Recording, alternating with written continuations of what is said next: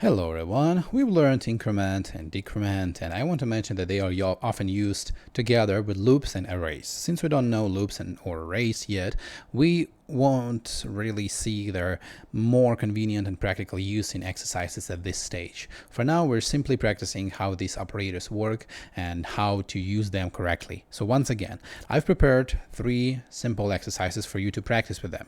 Try to complete these exercises on your own first, and then continue watching the video.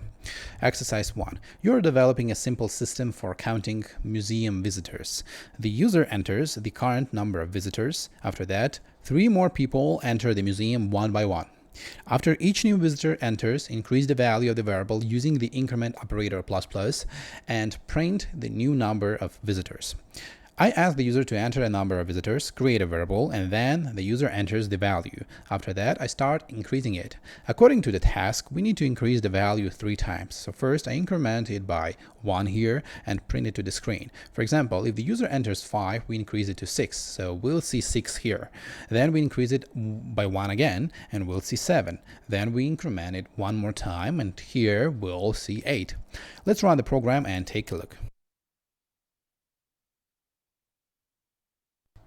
By the way, here I'm using the postfix increment because the ++ operator comes after the variable name. Exercise 2. You're launching an experimental rocket. There are only a few seconds left before launch. Create a variable, int countdown is 3, print its value, then decrease it several times using the decrement operator, --, until you manually get the following output: 3, 2, 1, 0, launch. Here, we don't need to enter anything. We immediately create a countdown variable, which according to the task is equal to 3. We print it to the screen and then decrease it by 1 using the postfix decrement operator. We could also use the the prefix decrement here if we wanted to. In this case, there would be no difference. Our variable is now equal to 2, so we print it and get 2. Then we decrease it by 1 again and get 1. After that, we decrease it once more and get 0. And at the end, we'll see the word launch. Let's run the program and take a look. Exercise 3. In a cafe, every new order automatically receives a number. The next available order number is currently 105. Create the variable, this variable. First, use the postfix increment operator to save the current number in a variable named first order, and then increase next order number. Then, use the prefix increment operator to increase next order number first and save the new value in a variable named second order. Print this information. Use expressions like this. After that, explain why the number 106 appeared between the 2 order numbers but was not stored in either of these variables.